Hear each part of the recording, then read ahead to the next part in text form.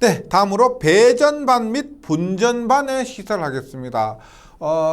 여기 배전반입니다. 배전반 잘 안 보시면 교재를 좀 참고해 주시고요. 캐비넷처럼 생겼죠. 이 캐비넷 안에 우리가 잘 알고 계시는 차단기나 개폐기, 그다음에 과전류 개전기 이런 것들이 칸칸이 들어가 있습니다. 배전이고요. 그다음에 분전반은 잘 아시죠? 각 집마다 하나씩 설치되어 있고, 그래서 분전반 자체를 사진으로 보시기보다는 분전반 내부를 이렇게 수록을 했는데, 분전반에 여기 보통 그 차단기 있죠. 차단기 있고, 그 차단기에서 누전 차단기 등으로 분배가 되어 있습니다. 배선형 차단기에서 누전 차단기로 분기가 되어 있는 이런 것이 분전반이 됩니다. 그래서 이번 시간에는 배전반과 분전반 한번 공부해 보도록 할게요. 먼저 배전반 및 분전반의 설치가 있습니다. 배전반은 우리가 보통 지하에 가정마다 있는 것이 아니고, 아파트면 아파트 전기실 지하에 있고요. 분전반은 가정마다 혹은 그 건물이라고 하면은 층마다 이렇게 설치되어 있죠. 배전반 및 분전반 설치해서 먼저 배전반을 보도록 합니다. 각종 계기, 그 다음에 개전기, 보호 개전기, 과전류 개전기, 부적전압 개전기 이런 것들, 그리고 제어 스위치 등을 집중 설치하고 이들에 의해 기계의 상태를 정확하게 파악해서 적당히 조작 보호를 하는 임무를 가진 것, 배전반. 그 다음에 분전반입니다. 간선에서 각 기계기구로 배선하는 전선을 분기하는 곳에 주개폐기 및 분기개폐기 및 자동 차단 장치를 설치하기 위해서 설치한 것. 보시면 주개폐기에서 분기개폐기로 이렇게 분기하는데, 이때 주개폐기로서 배선형 차단기 혹은 ACB 기중 차단기, 분기개폐기로서 배선 차단기 혹은 누전 차단기 이런 것들이 사용되고 있습니다. 이런 것이 분전반이고요. 그다음에 3번 배전반 및 분전반은 다음 각호와 같은 장소에 시설해야 된다. 어떤 곳이냐? 우리가 안전한 곳, 그 다음에 취급이 쉬운 곳, 이런 곳이요. 일반 전기회로를 쉽게 조작할 수 있는 장소에 배전반과 분전반을 시설하고요.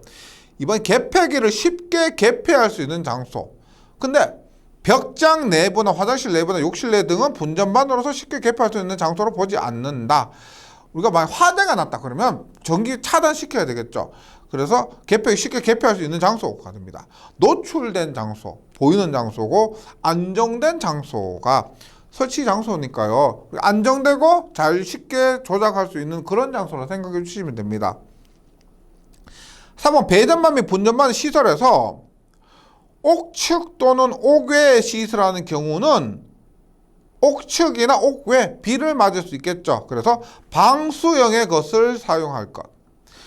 두 번째, 기구 및 전선은 쉽게 점검할 수 있어야 되고요. 3번 분전반은 적합한 함 속에 내장할 것. 분전반은 보통 보면 함 안에 내장되어 있죠. 그 다음에 한 개의 분전반은 한 가지 전원만 공급할 것. 예를 들어 한 개의 분전반이 있는데 이게 하나의 전원만 공급이 돼야 되지 두 개, 세 개 이런 종류의 전원이 공급되면 안 된다는 겁니다.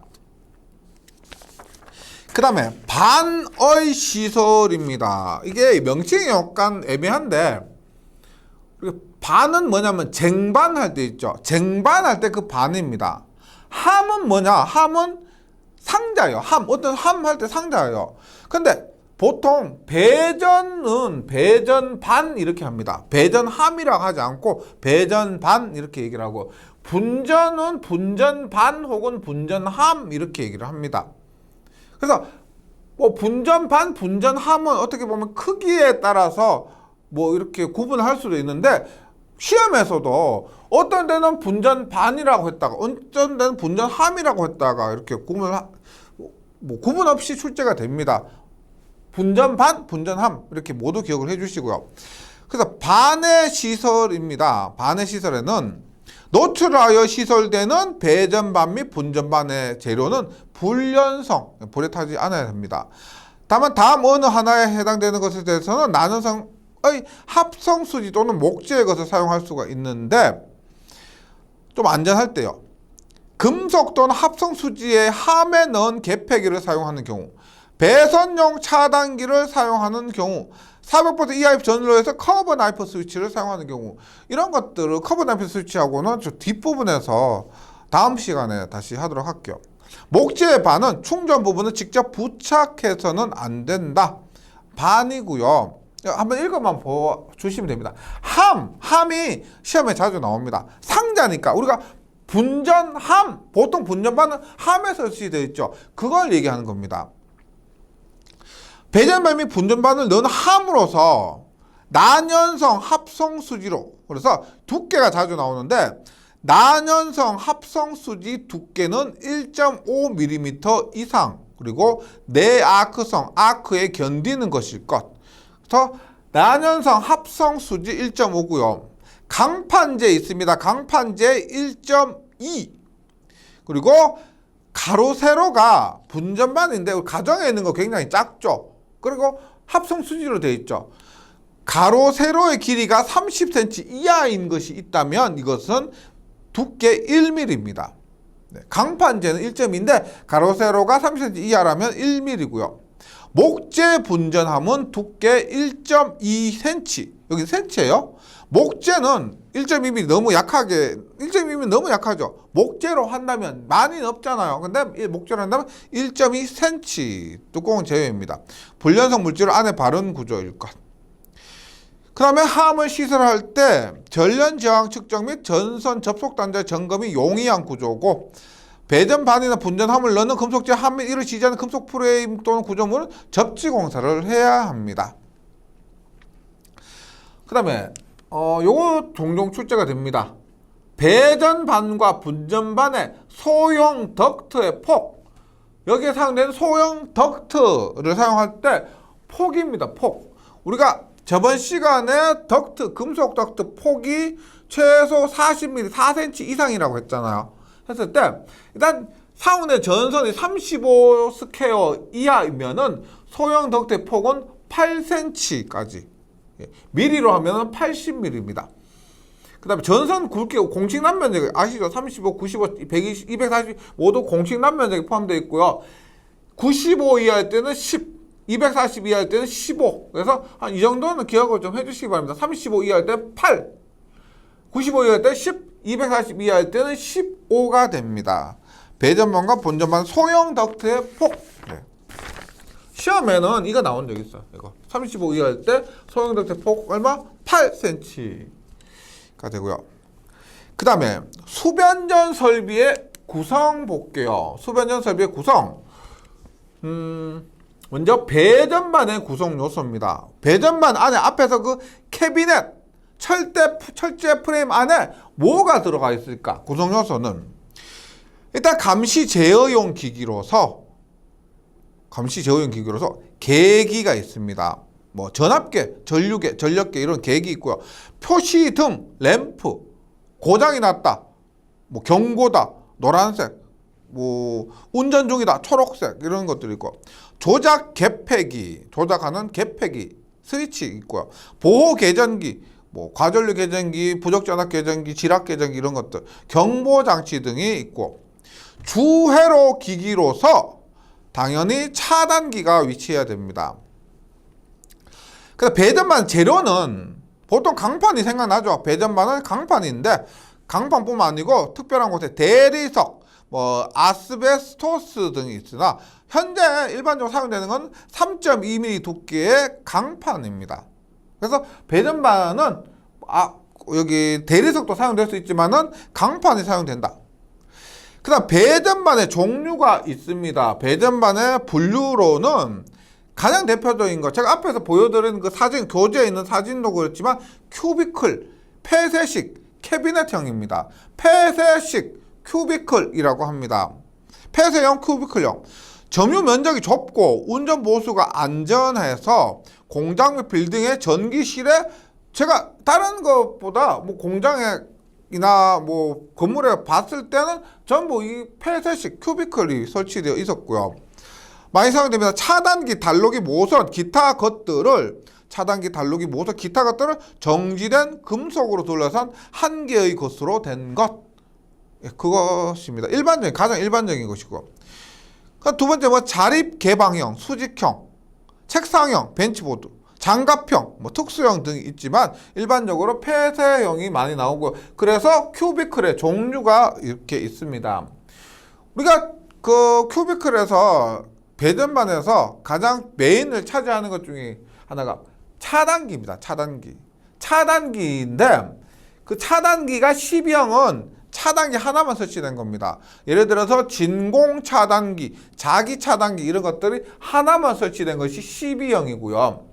PF 12형은 뭐냐면 단락 전류는 PF 전력 표주가 차단을 하고, 그 다음에 일반적인 개폐는 차단기, 진공 차단기 등이 차단한다, 개폐한다. 단락 전류는 전력 표주가, 그 다음에 일반 개폐는 차단기가 담당하는 것. 그 다음에 PFS형은 전력 표주와 개폐기죠. 개폐기형이 있습니다. 용량에 따라서 일반 차단형 500, PF12형, 그래서 12가 들어간 것은 500 이하고요. PFS, 전력 표주와 개폐기가 들어간 것은 300kVA 이하에서 보통 사용이 됩니다. 그러니까 주차단기로는 12형이니까 주차단기가 되고요. PF, 여기서 사용하는 PF는 전력 표주는 한류형입니다.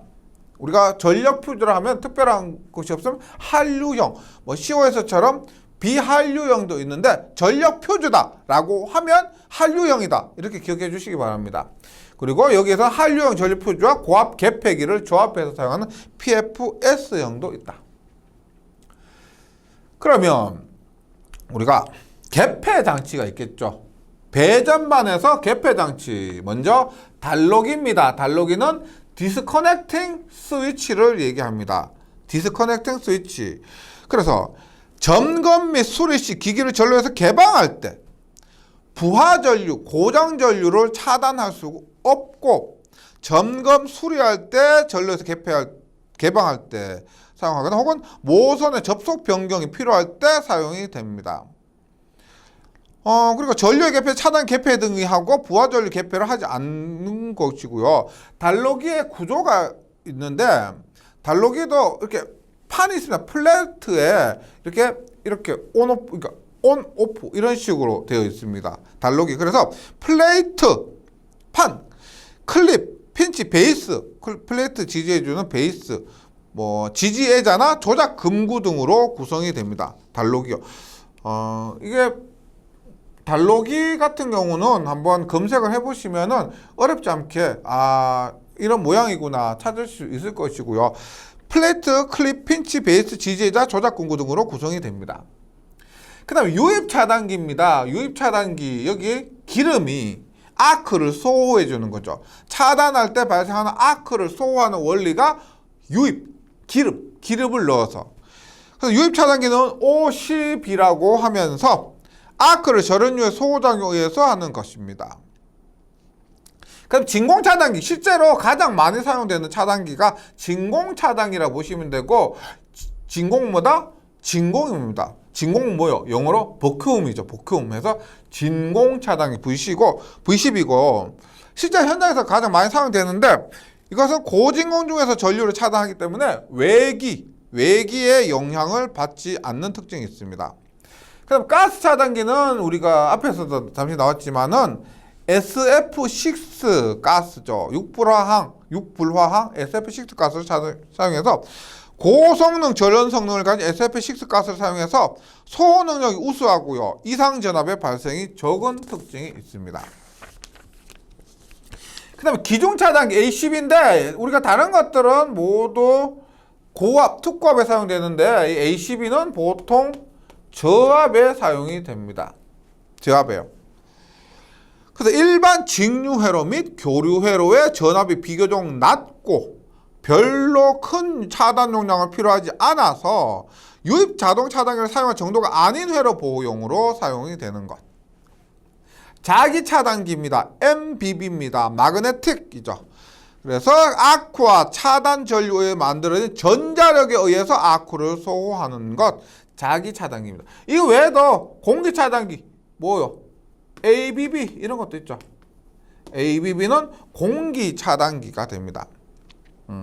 얘는 압축 공기고 기존 차단기는 천연 공기가 됩니다. 그 다음에 고압 또는 특고압 컷아웃 스위치, 컷아웃 스위치라고 해서 컷아웃 스위치가 됩니다. 컷아웃 스위치. 그 다음에 PCS는 뭐냐? 여기 PCS는 프라이머리 컷아웃 스위치 똑같은 거예요. PCS, COS 컷아웃 스위치, 프라이머리 컷아웃 스위치라고 해서 COS 혹은 PCS라고 합니다. 변압기 1차측 과전류 차단기로서 변압기 우리가 이렇게 변압기 이렇게 있으면 1차측이 있죠. 1차측이 있고 2차측이 있는데 1차측에 여기 사용하는 것이 COS가 됩니다. 컷아웃 스위치. 2차측이 또 사용되는데 1차측과 2차측은 틀리죠. 1차측에 사용되는 거 특고압, 고압이 오는 거죠. 여기에 사용되는 것이 컷아웃 스위치가 됩니다. 그리고 1차측 차단기로서 유입 차단기, 방출 퓨즈 또는 컷아웃 스위치 등이 있으나 현재 사용되어 있는 것은 거의 고압이나 또는 특고압 컷아웃 스위치가 된다. 그 다음에 전력 퓨즈입니다. 퓨즈. 예. 퓨즈도 종류 굉장히 많죠. 굉장히 많습니다. 그 중에서 전력 퓨즈, 파워 퓨즈고요. 방출형 퓨즈라고 하는데 전력 퓨즈는 소용량 변압기 또는 계기용 변압기 등의 1차측에 사용합니다. 계기용 변압기가 뭐냐? 그 PT 있죠. 계기용 변압기 PT 1차측에 컷아웃 스위치 혹은 전력 퓨즈 PF가 사용돼요. 그 다음에 변압기 1차측에도 전력 퓨즈가 사용될 수가 있습니다. 실기에서 수변전 설비 공부하다 보면은 접하실 겁니다. 그래서 이런 곳에 1차측에 사용되고 차단기 차단 용량이 적은 경우에 이것과 직렬로 전력 퓨즈를 설치해서 단락 보호용으로, 그러니까 이 전력 퓨즈는 일반적으로 단락 보호용으로 사용되는 것이 일반적입니다. 소호 방식에 의해서 방출형, 액체형, 한류형 등이 있으나 한류형, 보통 앞에서 말씀드렸지만 전력 퓨즈는 한류형이 많이 사용된다라고 했죠. 사용 전압에 적합한 전격 전압의 것을 사용해야 되고요. 퓨즈 구입 시 고려 사항입니다. 어떤 걸 고려해야 되느냐? 사용 전압, 퓨즈의 전격 전압이 있습니다. 사용 장소, 어떤 곳에 사용한 사용 장소, 사용 전격 전압, 전류 및 용량, 그 다음에 타 보호 기기와 협조를 고려해서 퓨즈를 구입해야 되고요. 사용 장소, 전격 전압, 전류 용량, 기타 보호 기기와 협조, 타 보호 기기와 협조는 앞에 했지만 개폐기, 그 다음에 차단기 등과 협조를 해야 되고요. 전력 퓨즈의 특징은 뭐가 있느냐? 전력 퓨즈는 여기에 고정하죠. 여기에 퓨즈가 있고 링크가 있어서 단락 전력 그러면 여기 안에서 끊어지게 됩니다. 그래서 가격이 저렴하다. 차단기보다 훨씬 가격이 더 저렴하죠. 소형이고 경량입니다. 근데 차단 용량은 커요. 끊어지면 되니까 엄청 큰 단락 용량도 차단할 수가 있습니다. 차단 용량이 크고 고속 차단이 가능하고요. 보수가 용이하다. 보수가 용이하다는 것은 그냥 교체하면 됩니다. 그래서 보수가 용이하다 볼 수가 있고요. 그 다음에 계전기도 안에 포함되어 있죠.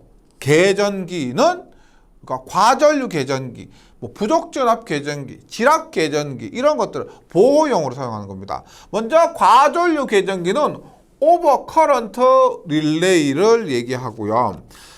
정정값, 설정값, 세팅값 이상의 전류가 흐르는 경우 임의의 시안에서 동작하며 변류기 2차측에 접속되어서 교류 회로의 단락 고정을 선택 차단시키는 계전기. 그래서 교류기계 과전류 보호 계전기로 널리 사용됩니다. 가장 일반적인 보호 계전기가 과전류 계전기죠. 전압 계전기는 우리가 OVR 있고요. UVR 있습니다. UVR. 오버볼테지 릴레이, 언더볼테지 릴레이. 보통 언더볼테지 릴레이가 많이 사용되고요. 과전압이 발생하면 동작한다. 그 다음에 부족전압, 전압이 떨어지면 동작한다는 겁니다.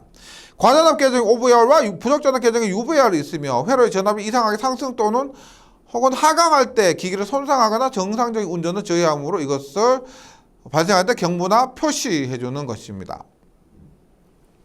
그러니까 접지 계정기가 있으면 접지 계정기는 뭐 D지야, S지야, 방향 지락 계정기. D지는 다이렉션이죠. 방향 지락 계정과 S는 셀렉션입니다. 셀렉션. 보통 DGR은 접지 방식에 따라 달라지는데 저항 접지. 그래서 그렇게 많이 사용되는 아니고요. SGR은 비접지. 따라서 SGR 사용할 때는 우리가 ZCT라고 해서 영상 변류기가 있습니다. 영상 변류기와 조합해서 SGR, 비접지, 선택 지락 계정기. 이런 것들을 접지 계정기 GR이라고 하죠. 그래서 고압 전선로에 사고가 발생했을 때 어떤 사고? 가장 많이 발생한 사고가 지락 사고죠. 동작해서 회로의 유입 차단기를 자동적으로 차단시키는 것으로서 발전소, 변전소 또는 고압 자가용 수용가 등에서 사용하고요. 영상 전압과 영상 전류로 동작하는 방향 접지 계전기, 방향 지락 계전기, DGR 등도 사용되지만 고압 자가용 수용가에서 한전의 요구에 의해서 영상 전류만으로 동작하는 비접지 계전기가 사용된다. 이 비접지 계전기는 비접지 방식에서 SGR로 사용되는 겁니다. 그 다음 비율 차동 계전기입니다. 비율은 뭐예요? 레이트죠. 레이트. D는 차이, 디퍼런트 해서 디퍼런셜해서 비율의 차이에 의해서 동작하는 커런트 릴레이. 전류의 차, 1차와 2차 전류의 차로 동작하는 것이 아니고 얼마 정도 설정한 그 비율의 차에 의해서 동작하는 건데 보통 뭐 설정한 그 전류 차의 한 30% 정도가 되면은 동작하는 겁니다. 이것이 일반 차동 계전기보다 더 민감하고 더 정확해요. 일반 차동 계전기는 오동작의 용량도 많고 가능성도 많고 한데 이 비율 차동 계전기 비율의 차이에 의해 동작하기 때문에 더 정확하다고 보시면 됩니다. 변압기 발전기 등의 차동 보호 계전기에서 과전류 계전기에 의한 차동 보호 방식을 예민하게 동작시키기 위해서 달력과 같은 외부 고장식 변류기의 특성 혹은 변압기 1, 2차, 2차 전류의 불평형으로 인해서 오동작을 할 우려가 있는 경우에 비율 차동 계전기를 사용합니다. 비율 차동 계전기. 그 다음에 계경 변성기가 있습니다. 계경 변성기는 종류가 딱 정해져 있어요. 일단 계경 변류기 CT, 커런트 트랜스포머, 영상 변류기 제로 페이지 커런트 트랜스포머, 영상 전류를 검출하는 것이고요. 계경 변압기 PT 혹은 VT라고 합니다. PT는 포텐셜 트랜스포머, VT는 볼테지 트랜스포머. 접지형 계경 변압기를 GPT라고 합니다. 그라운디드 포텐셜 트랜스포머고 전력 수급용 계경 변성기를 MOF라고 하는 거죠. 그래서 계경 변성기는 이렇게 5가지로 이루어지는데 예를 들어서 계경 변류기는 뭐냐? 큰 전류를 작은 전류로 바꿔서 계기 측정용으로 사용할 수가 있습니다. 계경 변압기는 큰 전압을 작은 전압으로 낮춰서 계기 측정용 혹은 다른 계기의 전원 공급용으로 계기용 변압기를 사용할 수가 있습니다. 그래서 이런 계기용 변성기에서 우리가 만약 아무런 언급 없이 그냥 계기용 변성기다. 그냥 계기용 변성기다라고 하면은 전력 수급용 계기용 변성기 MOF를 말하는 경우가 많습니다. 특별한 언급 없이 계기용 변성기다. 그러면 MOF고. 그럼 이 MOF 같은 경우는 오차가 얼마나 적은지, 얼마나 측정되는 값이 정확한지를 이렇게 오차 계급으로 얘기할 수가 있고요. 오차 계급은 0.1급과 0.2급을 표준용, 0.5급, 1급, 3급을 일반 계기용이라고 합니다. 일반 계기용 3급은 그냥 배전반용, 너무 정확할 필요가 없는 경우. 1급은 보통 계측용, 배전반용이고 뭐 0.5급 이 정도는 정밀 계측용이 됩니다. 네. 그리고 0.1급 이런 것도 뭐예요? 표준기, 특별 정밀 계기용 표준기에 사용되니까 오차가 굉장히 적어야 되겠죠. 이런 것이 0.1급, 0.2급이고 0.5급 정도 이거 종종 출제가 될 겁니다. 정밀 계측용 0.5급 예, 이렇게 기억해 주시고 그러면 계기용 변류기, 영상 변류기 이런 계기용 변성기 등에 대해서 공부를 하겠습니다. 이런 부분은 우리가 전기기기 과목이나 전력공학 과목이나 이런 것에서 공부를 하는 부분이고요. 또 실기에서 깊이 공부합니다. 응용에서는 그냥 시험에 나오기 위한 최소 부분만 공부해 주시면 좋겠습니다. 계기용 변류기는 CT, 커런트 트랜스포머를 하고요. 전로의 직렬로 치부에서 대전류 100A가 흐르든 200A가 흐르든 CT, 커런트 트랜스포머를 거치고 나면은 일반적으로 교류에서는 5A로 바꿔주는 겁니다. 낮춰주는 거예요. 그 낮춰준 전류를 전류계로 측정을 합니다. 근데 5A도 있지만 특별한 경우에 1A도 있고요. 경우에 따라서 0.1A로 바꿔주는 경우가 있습니다. 근데 아무런 언급이 없으면은 5A라고 생각해 주시면 됩니다. 영상 변류기입니다. 영상 변류기 나오면 영상 전류가 따라옵니다. 영상 전류, 지락 전류, 땅으로 흐르는 전류가 따라오게 됩니다. 영상 변류기는 ZCT, 시트에다가 영상이 의미하는 Z가 들어가는 것이고요. 앞에서 했지만 SGR 플러스 ZCT 이 조합으로 해서 영상 전류, 지락 전류를 검출합니다. 어디? 보통 비접지 선로에서. 우리가 접지 선로에는 OCGR이라고요. 지락 과전류 계전기입니다. 즉 우리가 접지 선로는 접지가 되어 있기 때문에 지락 전류가 큽니다. 지락 전류가 커서 OCR로 그냥 검출하면 돼요. 비접지 선로에서는 비접지니까 지락 전류가 적어요. 지락 전류가 적기 때문에 그 지락 전류를 따로 검출하는 SGR이 따로 필요하다는 겁니다. 거기에다가 ZCT 영상 변류기를 통해서 영상 전류를 검출하는 거죠. 지락 사고를 검출하는 겁니다. 그래서 대전류회로 지락 사고 시 각상의 불평형 전류를 검출해서 이에 비례한 미소 전류를 2차 측에 전해서 비접지 계통이나 고장 접지계 등의 배전선 지락 사고의 보호에 SGR과 함께 사용이 됩니다. 그래서 여기는 영상 변류기 1, 2차 측 전격 전류가 있겠죠. 1차가 200mA. 일반적으로 영상 변류기의 1차 전류는 200mA고요. 2차는 1.5mA가 된다. 이 수치 함께 기억해 주시기 바랍니다. 그 다음에 계기용 변압기입니다. PT. 우리가 영어로 있죠. 전압을 영어로 볼테이지라고 그래요. 예. 전위를 영어로 뭐라고 하냐면 포텐셜이라고 해요. 포텐셜. 변압기는 트랜스포머죠. 그래서 VT 볼테이지 트랜스포머라고 하기도 하고 전위라고 해서 PT 포텐셜 트랜스포머라고 하기도 합니다.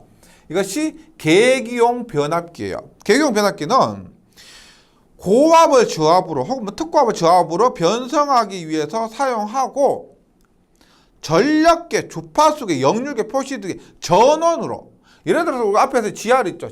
지락 계전기. 이 전원을 어디서 공급하냐면 뭐 이렇게 GR의 전원을 PT에서 공급합니다.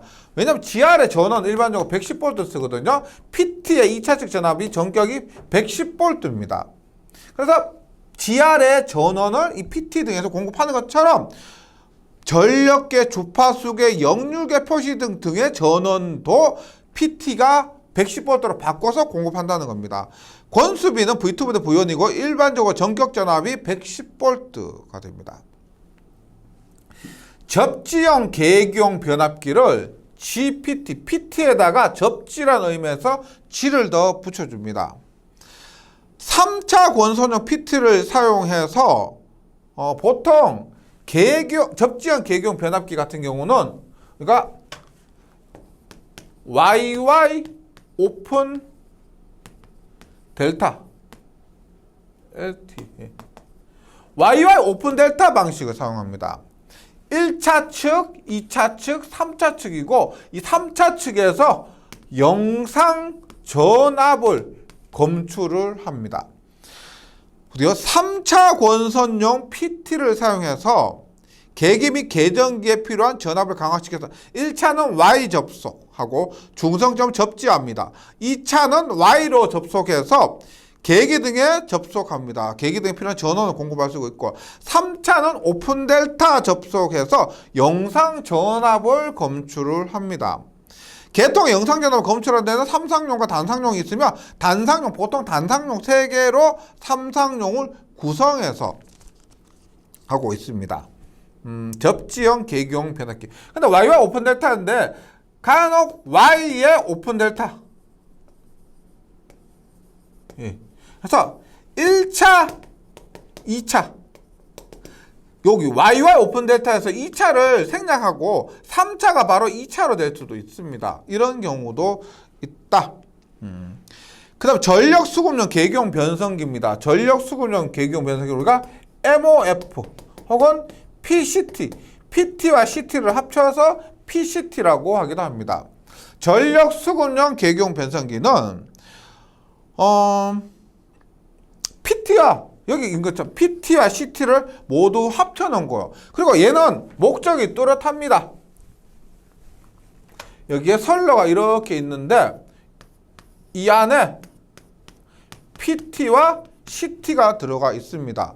그리고 여기 출력이 뭐냐면 어디로 가느냐면 뭐요? 적산 전력량계, 전력량계 있죠. 거기에 전압과 전류를 공급하는 목적입니다. 다른 곳에 사용되어 있는 것이 아니고 MOF는 PT와 CT를 합쳐서 전력량계에 공급해주는 목적. 그래서 고전압 대전류를 전력량계로 적산하기는 곤란하니까 한 용기 내에 삼상 4선식 경우는 계기용 변압기 3개, 변류기 3대입니다. 삼상 3선식 같은 경우는 변압기 2대, 변류기 2대예요. 계기용 변압기 2대, 계기용 변류기 2대고요. 이렇게 PT와 CT를 조합해서 고전압과 대전류를 저전압과 소전류로 비례 변성해서 최다수 전력계, 적선 전력량계 등에 전달해주는 장치가 전력 수급용 계기용 변성기가 됩니다. 예.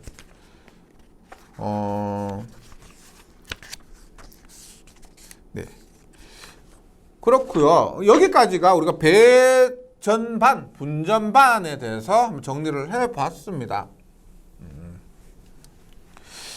그리고 배전선 공사 한번 보겠습니다. 배전선 공사가 우리가 이 부분이에요. 이 부분인데 우리가 이번 시간에 배울 거예요. 배울 건데 여기가 배전선 공사입니다. 배전선 공사에서 제가 필요한 것만 한번 보도록 할게요. 필요한 거. 일단 1번이 뭐냐면 가공지선입니다. 가공지선 16 클램프가 됩니다. 1번 이런 것들이고. 그럼 2번 뭐 2번. 가공지선의 지지대입니다. 가공지선 지지대. 그러니까 전주 있으면 가공지선을 지지하는 부분 이런 것이 있고요. 그 다음에 요 부분 있죠. 요 부분. 여기가 완금입니다. 완금 혹은 완철이라 그래요. 완철과 이런 장간 현수회자를 연결하는 부분에 사용되는 것이 완금용 볼세클입니다. 그 다음에 이거 뭐요? 이것은 완금용 볼세클과 현수회자를 연결해 주는 것, 이것이 소켓 I가 되고요.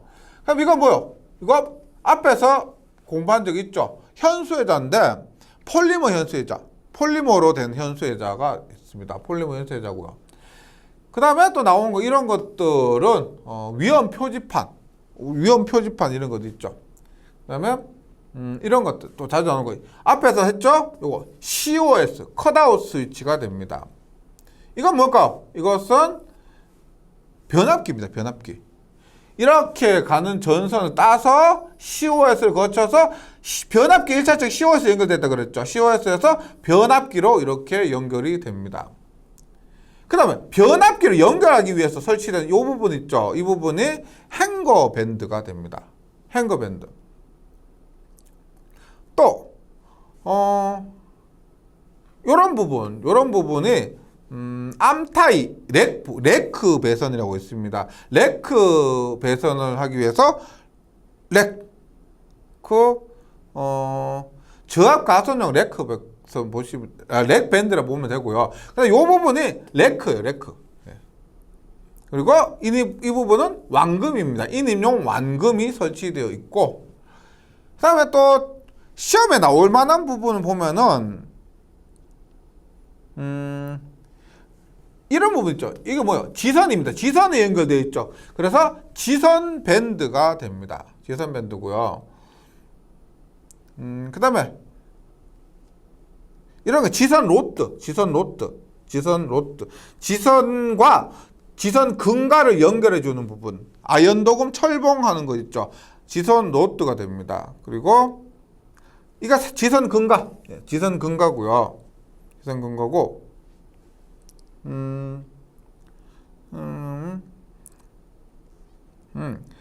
이런 거 잘 아시죠? 스텝 볼트입니다. 발판 볼트가 있고요. 발판 볼트가 있고, 그 다음에 여기에 지지물을 고정시키기 위해서 U볼트 있습니다. U볼트. 그리고 접지 동봉 이런 것들이 있어요. 그래서 뭐 그냥 대략적으로 이렇게 설치된 것 제가 공부하면 좀 참고해 주시면 좋겠고, 우리가 지금 배전선 공사 부분에서 공부해야 될 부분이 이런 부분이다. 그냥 한번 보고 본격적으로 이제 공부하면서 참고해 주시면 좋겠습니다. 먼저 지지물과 부속재입니다. 지지물은 뭐가 있어요? 지지물은 잘 아시겠지만 목주, 철주, 철근 콘크리트주와 철탑이 있습니다. 그런 것이 지지물이고, 부속재, 우리가 그 장주라고 그러죠. 전주를 세우는 것을 건주라고 그러고, 그 세운 건주, 지지물에 여러 가지를 설치하는 것, 그것을 장주라고 합니다. 그 부속재는 뭐가 있느냐? 일단 지지물의 전선을 고정하기 위해서 완목 또는 완철을 사용한다. 완목 또는 완철이 뭐예요? 이거죠, 이거. 이게 완철이라고 합니다. 완철. 지금 여기 있죠. 전주에 고정한 이것을 완철이라고 합니다. 완목은 느티나무, 참나무 등으로 만들고, 완철은 아연 도구만 철제 앵글이 됩니다. 암타이는 뭐냐? 완목 및 완철의 상하 움직이는 것을 방지하기 위해 사용되고요. 이것을 앞에서 보면 어떻게 돼요? 이렇게 되죠. 지금 이렇게 있습니다. 그럼 어떻게? 얘를 고정하기 위해서 사용되는 요거 있죠. 이것이 암타이가 됩니다. 암타이 밴드. 암타이 이렇게 묶어주는 거 있죠. 암타이를 전주에 묶어주는 이것을 암타이 밴드라고 하고요. 완철 밴드. 완철을 고정할 때 사용되는, 여기 완철을 고정할 때 사용되는 것, 이것을 완철 밴드. 지선 밴드 있습니다. 지선 밴드. 여기 이렇게 해서 지선을 고정한다고 하면 여기에 사용되는 것이 뭐다? 지선 밴드가 되겠죠. 지선 고정하기 위해 사용하고. 지선 밴드 규격이 있습니다. 지선 밴드가 지선 밴드 이렇게 있어요. 뭐 이렇게 있는데 이렇게 있는데, 이것 길이와 이것 길이, 이 지름을 얘기하는 겁니다. 근데 약간 다르죠. 그래서 이것 곱하기 이것 해서 지선 밴드 규격이 150 곱하기 203, 180 곱하기 240에 200 곱하기 260, 220 곱하기 280에 250 곱하기 311, 이러한 종류가 있습니다. 지선 밴드의 규격이 시험에 나온 적이 있어요. 그 다음에 행거 밴드. 행거 밴드는 앞에서 여기 있죠. 주상 변압기를 설치하기 위해서 사용되는 요거 있죠. 주상 변압기를 걸기 위해서 사용되는 밴드가 행거 밴드가 됩니다. 그 다음에 인류 스트랍은 가공 배전선로 및 인입선 공사에서 인류회로자를 설치하기 위해 사용되는데, 요게 지금 레크에 있어요. 레크가 있는데, 이렇게 보시면 돼요. 여기에 이렇게 지압 1류회자가 있고요. 1류회자가 있고 여기에 전선이 있으면 1류회자하고 전선을 설치하기 위해서 이 부분에 사용되는 거 있죠. 이것이 1류 스트랍이 됩니다. 그래서 가공 배전 솔로 및 인입선 공사에서 1류회자를 설치하기 위해 사용되는 것이 1류 스트랍이고 데드 엔드 클램프는 데드 엔드 클램프 엔드 끝부분에 전선 이 부분에 잡아주는 부분이 있거든요. 전선을 잡아주는 부분을 데드 엔드 잡아주는 클램프라고 합니다. 근데 이때는 여기가 아니고요. 현수회자를 사용했을 때 뒷부분에 나옵니다. 현수회자를 설치한 가공 배전 솔로의 내장 및 1류 개수 A1 알루미늄 전선을 현수회자에 설치하기 위해서 사용되는 것이 데드 엔드 클램프입니다. 여기에서 우리가 지선 밴드 규격이나 행거 밴드, 1류 스트랍, 데드 엔드 클램프 이런 것도 시험에 자주 나오고요. 그 다음에 암타이 밴드 이런 것도 자주 나옵니다.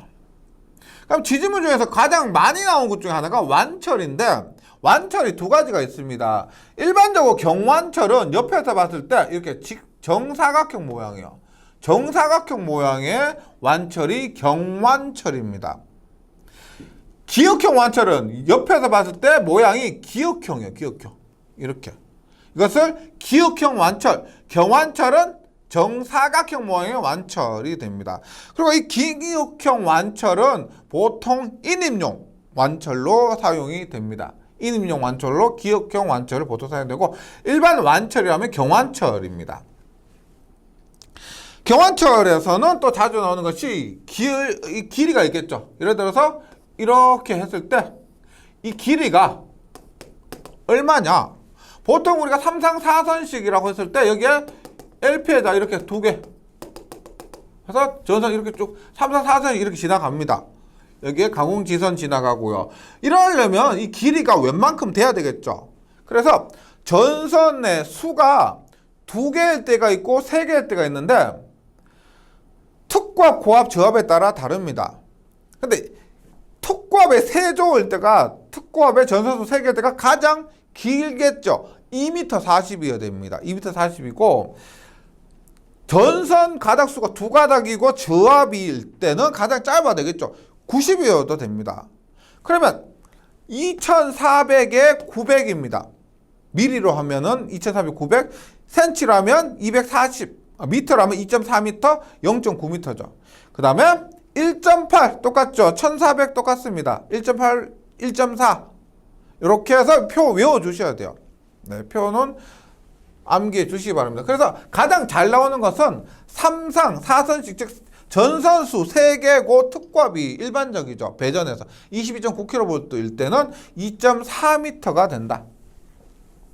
그리고 특고압 2, 그 다음에 고압 3이 꼭 똑같고요. 고압 2, 저압 3이 똑같다. 예. 그 다음에 지지물의 완철 설치입니다. 앞에서 했던 거예요. 네, 썼던 거니까 보세요. 지지물의 완철 설치하는데 1번이 경완철입니다. 경완철인데 혹시라도 기역형 완철일 수가 있죠. 지금 모양 봐서는 알 수가 없죠. 경완철 혹은 기역형 완철이 된다. 2번이 뭐냐면 뭐였어요? 2번이 암타이였죠. 암이 뭐예요? 팔이죠. 팔. 암타이. 타이. 3번이 뭐다? 암타이를 묶어주는 거 암타이 밴드가 되고요. 4번은 뭐냐? 이게 D형이에요. 모양이 D형이죠. D형입니다. 그리고 얘가 레크예요. 레크. 수직으로 설치하는 레크고요. 그래서 4번이 편출용. 한쪽으로 치우쳤다는 겁니다. 편중되었다, 편출되었다. 그래서 편출형 D형 레크가 되고 5번은 그냥 일선용 레크. 요게 레크예요. 레크. 길 가다 보세요. 쉽게 볼 수 있습니다. 얘들은 수직으로 배선되었고 그래서 지지물의 완철 설치 및 레크 등에 대해서 이렇게 보시면 되고요. 그 다음에 경완철의 현수회자 설치입니다. 보시면 얘가 경완철이죠. 정사각형으로 되어 있으니까 경완철의 현수회자 설치를 하는데 일단 경완철의 이거 현수회자 각각의 현수회자입니다. 경완철의 현수회자 할 때는 지금 볼 세클이요. 요 부분이 세클이고 요 부분이 볼이라 보시면 됩니다. 볼 세클. 볼 세클. 그리고 얘가 현수회자고요. 현수회자고. 얘가 앞에서 했던 데드 클램프 있죠. 끝부분이 얘가 전선입니다. 현수회자와 데드 클램프를 연결해주는 요 부분이 소켓 I가 됩니다. 소켓 I. 소켓 I.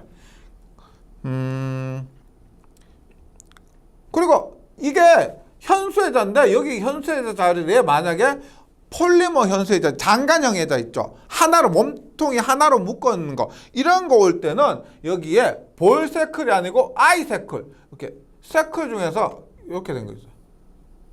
꽃보 이렇게 I 이렇게 된 거 있거든요. 장간형 현수회자, 폴리머 현수회자 이런 것이 왔을 때는 여기에 볼 세클 말고 I 세클이 오는 것으로 기억해 주시면 되겠습니다. 그 다음에 기역형 완철에 장간형 현수회자를 설치한 경우가 있죠. 기역형 완철. 지금 이 부분이 기역형 완철입니다. 기역형 완철 사용할 때는 여기에 앵커 세클이에요. 앵커 세클. 앵커 세클이고요. 그 다음에 볼 크레비스. 앵커 세클의 볼 크레비스고 이것이 현수회자입니다. 현수회자인데 장간형 현수회자. 예. 그리고 리얼은 앞에서 똑같죠. 앞에 경완철일 때와 마찬가지로 소켓 I가 되고 미음 데드 클램프도 똑같습니다. 그래서 앵커 세클과 볼 크레비스 이 부분이 틀려요. 경완철일 때는 뭐요? 우리가 볼 세클 하나로 바로 현수회자로 연결했는데 여기에서는 앵커 세클과 볼 크레피스가 연결이 되어 있다. 이렇게 기억해 주시고요. 이 부분도 사실은 필기보다는 실기에서 더 자주 나오는 거예요. 명칭을 기억을 해 주셔야 됩니다. 그 다음 철탑 각부의 명칭이 있습니다. 이것도 실기에서 굉장히 자주 나오는 건데 필기에서는 간혹 한 번씩 툭툭 던져줘요. 간혹 한 번씩. 보통 주로 나오는 것은 실기고요. 필기에서는 그냥 명칭 정도만. 1번 가는 철탑 정부입니다. 나는 뭐다? 팔이죠. 팔. 튀어나온 부분 팔이고요. 답번이 뭐냐면 주주제가 됩니다. 가장 중심이 되는 주주제. 얘는 뭐야? 라는 판이죠. 판으로 보이죠. 플레이트, 거시 플레이트. 마는 뭐요? 얘는 숫자 4를 거꾸로 한 것 같죠? 뭐요? 사제. 바사가 주, 각제. 그 다음에 체부, 주각제, 주체부고요. 이건 지금 땅속에 묻힌 부분입니다. 맞죠? 철탑에서 땅속에 묻힌 부분이고요. 아가 상판부요. 여기 묻힌 부분에서 상판부. 자가 앵커제가 됩니다. 앵커제. 차가 앵커 블록. 앵커제, 앵커 블록. 이렇게 되고요. 그래서 위쪽에 있는 것이 철탑 정부나 주주제 이런 것들이고요. 땅속에 묻힌 부분이 주각제, 주체부, 상판부 이런 것들이 있다.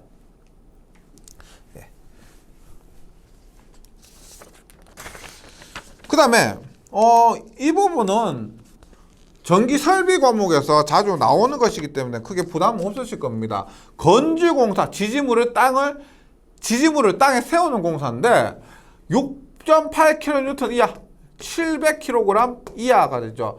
이것은 700에서 1000g까지고 6분의 1 이때는 6분의 1에서 30cm를 더한 겁니다. 그리고 이때는 2.5m 이상 2.8m 이때는 여기서부터 2.8m에서 전기 설비 과목에서 자주 나오기 때문에 그냥 확인하고 넘어가 주시면 됩니다. 응용 과목에서도 출제가 한 번씩 됩니다. 그 다음에 장주공사는 뭐다? 건주를 통해서 지지물을 세웠다면 그 세운 지지물에 전선을 시설하고 여러 가지 기계 장치를 그 전기 기기 등을 시설하는 것이 장주공사입니다. 즉 지지물에 전선과 기구 등을 고정시키기 위해서 완금을 완철의 옛날 이름이에요. 완금에서 완철이 바뀌었습니다.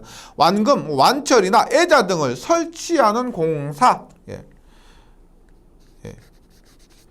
그래서 주상 배전용 기구의 설치입니다. 배전용 기구 설치에는 어떤 것이 있느냐?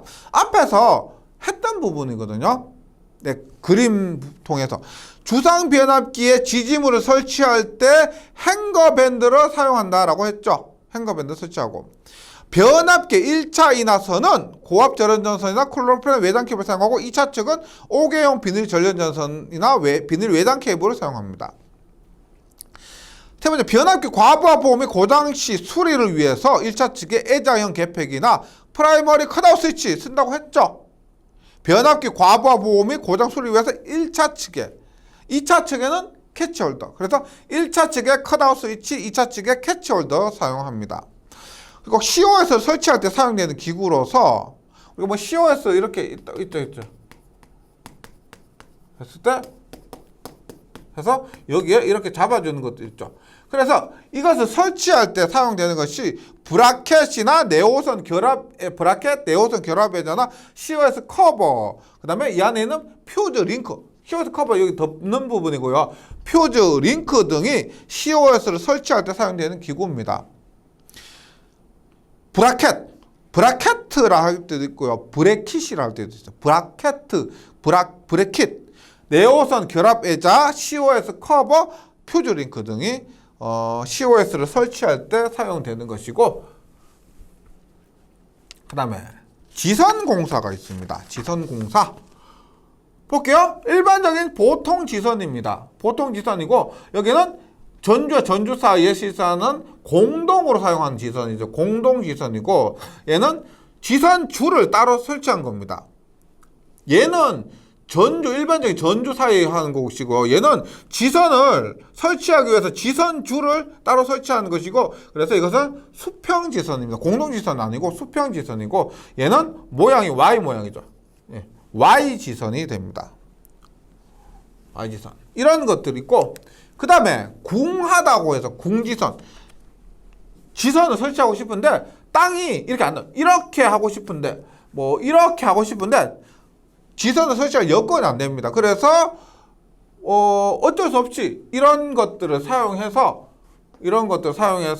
지선을 하는데 지선을 설치하기 궁하다라고 해서 궁지선이 됩니다. 궁지선. 모양이 A 모양이죠. A 모양이고 얘는 R 모양입니다. R 모양이라서 R형 궁지선이 되고요.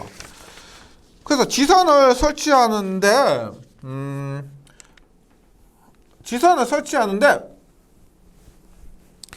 조건이 있습니다. 이런 것들은 설비에서 많이 나오기 때문에 한번 읽어만 보시면 됩니다. 일단 지선은 지지물의 강도, 전선의 불평균 장력이 큰 장소의 보강용으로 시설이 되고 소선 3가닥 이상, 소선은 2.6mm 이상의 금속 또는 2mm의 아연도금 강연선을 사용합니다. 그 다음에 지선 끝에는 목줄을 사용하는 경우 목줄근과 철근 콘크리트를 사용하는 경우에는 앵커의 콘크리트 블록을 사용한다.